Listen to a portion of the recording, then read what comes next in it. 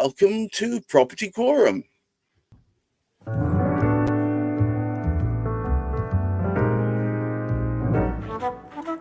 Welcome once again to another Property Quorum. This is a very special one, actually. Hamish has decided to go further afield and explore the bright blue yonder, the green fields, the lush meadows, etc., etc. It's actually it is chairing a get-together, a bit of a shindig for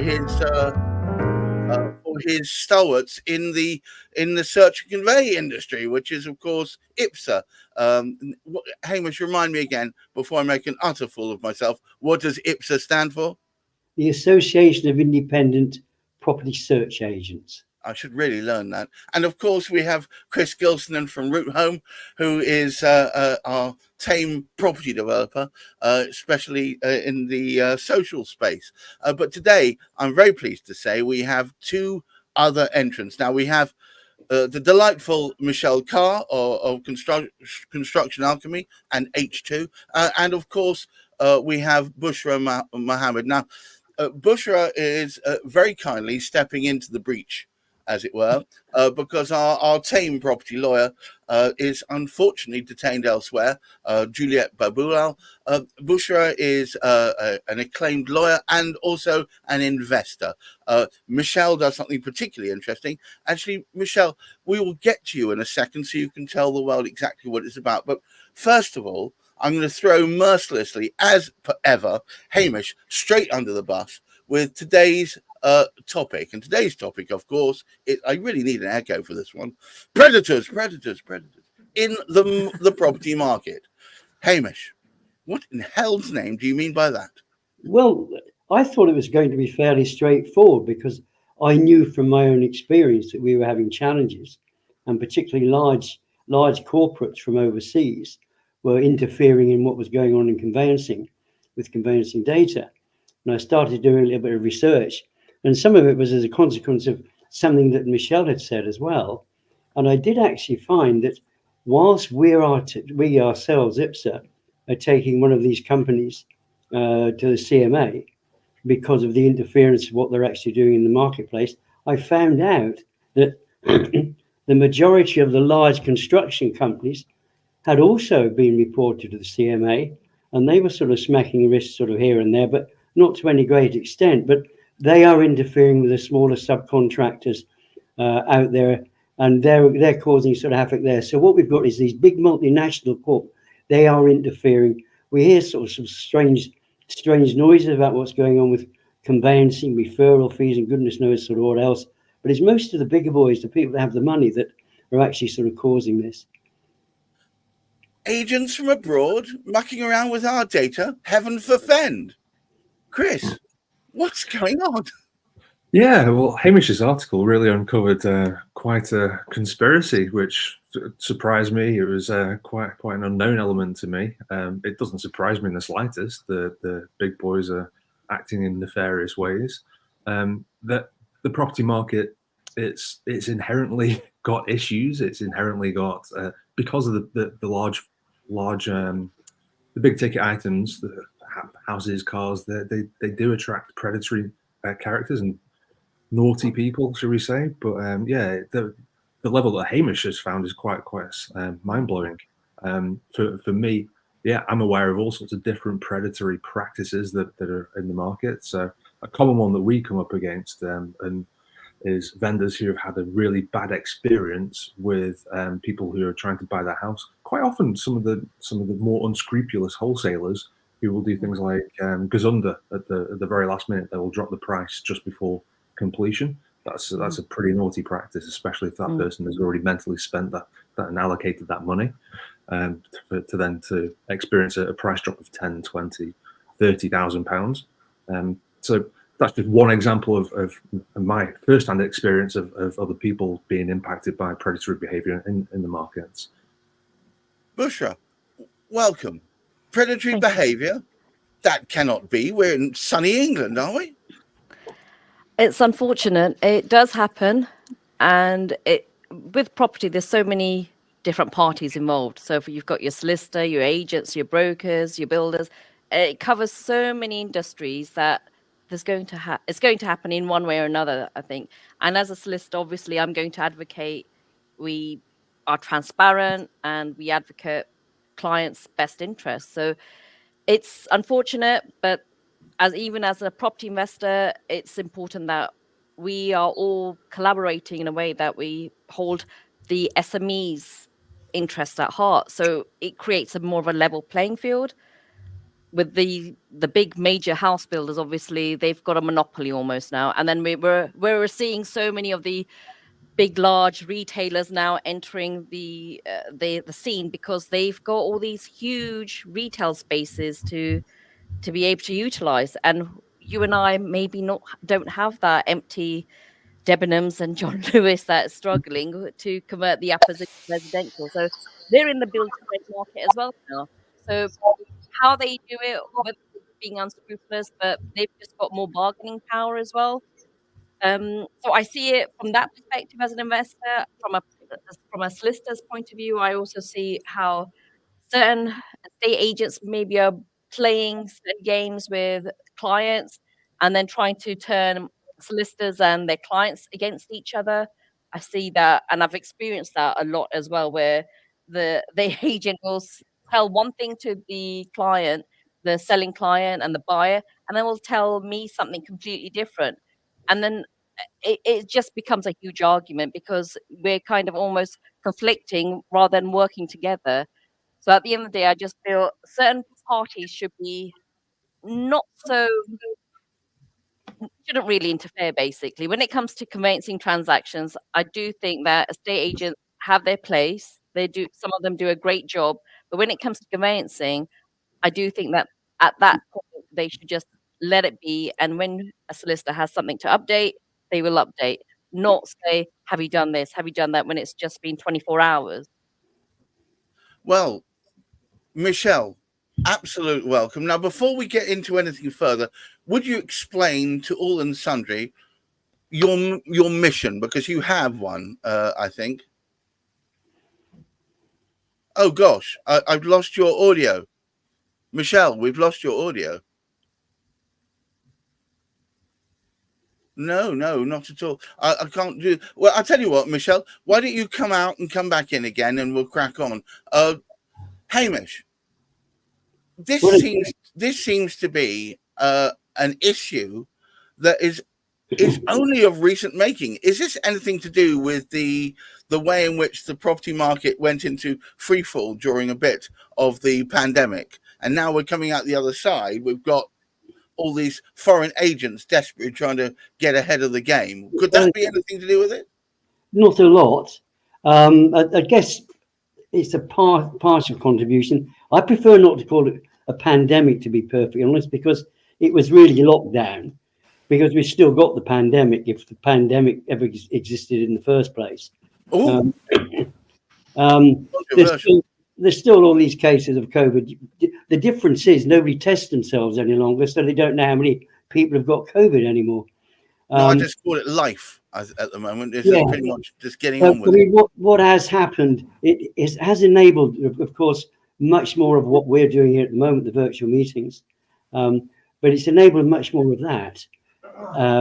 However, what there is underneath everything that's going on, there have been challenges in the property market.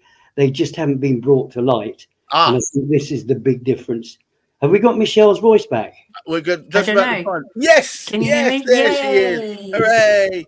Actually, before further ado, Michelle, quickly, please tell us all, what is your mission? So my original mission was to make the world a better place. I think we're all responsible for that. So then I decided that there are a number of ways I tried, it didn't quite work, to use my skill set in construction to do what I could in the construction industry. And one of the streamlines I was going to have for my business was taking the con out of construction, because there is so much of it. There's so many unscrupulous people, and I've worked for a few of them. So my ethos is to work for good people. And then I sort of took it a step further and I used my skill set, my, should we say, strength, and my passion to support people that are against unscrupulous people, predators. So primarily I've set up... Because essentially you're a quantity surveyor plus. are you not? Yeah, so I've got a law degree. I'm a member of the CIRB, so I've got dispute experience. But I try not to get people to dispute. But also, what happens a lot in the industry, especially with the big companies that we've mentioned before in house building, not only are they unscrupulous to the end user, but also to the subcontractors building. And what often happens, and in my experience, buying off of a developer, they screw the subcontractor so badly that the quality isn't the same. And I've had so many problems. And to be fair, I've been in most of the houses in my development supporting them against our developer who really don't like me because I've cost them a lot of money. I wonder why. Yeah. So, but where they've been so harsh on the subcontractors, the quality of the actual delivery of the project itself. So not only are you having issues with last minute drops and etc, but also when you actually unravel and start living in the property, there's so many problems where things haven't been done properly because they're just cutting costs all the time. So let's address today's topic: predators. They're everywhere. They're everywhere. Yeah, so one of the things that I do is primarily support subcontractors, but I also work for developers. I also work for end user clients, and I just protect people against predators and the unscrupulous people that want to rip everybody off. There's enough money in the world for it to be shared about a little bit more. Well, excuse me, I just feel like putting on my tie-dye kaftan immediately. Is there enough money in the world to share around, Bushra? Yeah. Do we need these predators there, or are they part of the marketplace and we need them to push forward to help us gain a foothold? You know, more money and all that? Of course. I think it's just a mindset that if you believe in that, if you believe in the abundance of deals out there, of potential clients, work, of course there is, definitely. I think if you don't and you think there is a limit to it and there's scarcity, then unfortunately that's how those predators will behave in that way as well. Wow. So is it just mindset madness, Chris? Should we just pretend they don't exist, put the blinkers on? It's the same old story that there's a few bad apples that spoil it for everyone else. Sadly, it's the nature of life. But as Bushra's alluded to, that it does come from a mindset perspective, and I'm afraid that those people who are behaving in a predatory way do think that there's a scarcity to X, Y, and Z, and which is why they behave in the ways that they do. They cut corners, they put pressure on people, they try and bully people or just take advantage. So yeah, it's really important to have the right people around you, just to make sure that you're not taken advantage of, and people like Michelle, people like Bushra can help in that regard. So we've mentioned it time and time again that it's having the right team around you. But I guess part of that challenge is knowing who you need in your team. That is definitely the problem. Yeah. You know, there are so many people who purport to be one thing, and it's only once you start working with them you find that you scratch the veneer off, and underneath is plywood. Yeah, not ideal. So, Bushra, tell me this. What's the best way of identifying whether the people are a predator? Is there any rule 101 that we can follow to identify whether they're the people you want to work with or not? Good question. So I think number one would be recommendation.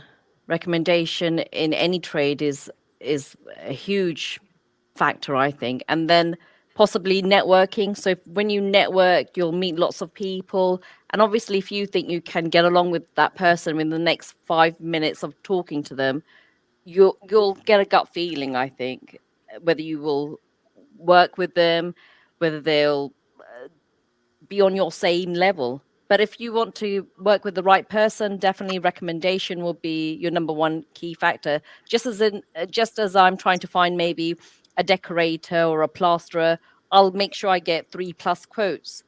And then I'll ask my network to give me some recommendations. It will take time. It adds obviously a huge amount of time rather than going to the first person you meet. But in the long run, you're going to de-risk yourself from the nasty people out there who are going to do a bad job, like Michelle alluded to, or might not get paid by their head contractor. So you want to be able to support the people that may not be able to get those jobs, but also get a good quality job at the same time. I'm all for trying to support the local economy where I am or where my properties are based. and trying to get as many local tradesmen in, or tradeswomen as well, just to support that local economy and then give back in that sense as well as a investor. I think the technical term is tradespeople. Okay. Michelle, I keep tripping over my own toes on this in this new world that we live in. How do you avoid predators? 2 ways for me. First of all, employ a QS. But not necessarily a QS. Employ professionals. I mean, QSs are underrated in the industry, and I don't just say that because I am one, because we're the only trade or the only professional that you can actually get a return on your investment for, because we save you money. But also employ a professional that you can trust, get a recommendation, someone that can actually protect your interests and know more about the industry than you do is always helpful. The second thing, always check the contract. For me, whatever people are saying, if they're happy to put what they're saying in writing, so for example, if it's an estate agent and they're saying, I don't know, the bills are £300 a month, get that in writing, get it improved, check the contract, because ultimately where these predators get you is in the contract. And I wrote a post recently about people think I'm a contract specialist. I'm not. I just always go back to the contract, because that's the key information of where you're going through, and that's what you rely on. And if a predator is going to get you, they will get you in the small print, because ultimately when you try to fight, oh, you told me XYZ, oh, but that's not what the contract says, and I'm sure Bushra, you're fully aware of that. And if it's in the contract, there's nothing you can do about it. So I think the best way is employ professionals to get some decent professional advice. Some will give it to you for free because they're nice like that. And the other thing is always check the contract. And if you're not confident in checking the contract, then pay somebody to check it for you. I'll never forget that it was, I think it's 2 years ago, I picked up some cups, bear with, from a well-known burger chain that had written in tiny print at the bottom, not suitable for holding hot or cold fluids. Anyway, so moving on. I remember the same cups. Yes, there you go. Absolutely ridiculous. Hamish, you wrote this groundbreaking article recently that's frankly astonishing. Are we able to get past these predators? Are they here to stay?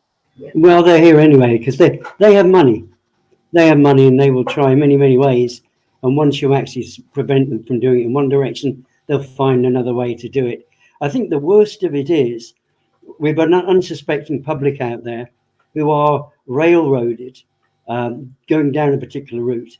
We hear of this, that they'll walk into an estate agent and he says, right, you have to go to my broker, you have to go to the solicitor I've allocated, and he's getting referrals and backhanders from these people because they're unregulated within the state. I'm not getting an estate agent, because I know some fantastic estate agents, but we hear that's a very, very common practice, particularly with the larger chains, the larger groups of estate agents, the big boyos out there with multi-bucks.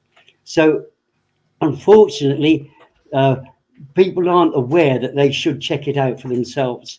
As Bushra was saying, that it's so important to work with the right people. I think every single time we have one of our podcasts, we say, speak to the right people. Who are the right people? It is a theme, is it not? It is our main theme. Yes, we have a room full at this moment, and we will point you in the right direction. We won't necessarily have the answers for you specifically, but we can tell you somebody who will have the answers for you. Chris, one last word. How do you find it avoiding predators, or do you just deal with them?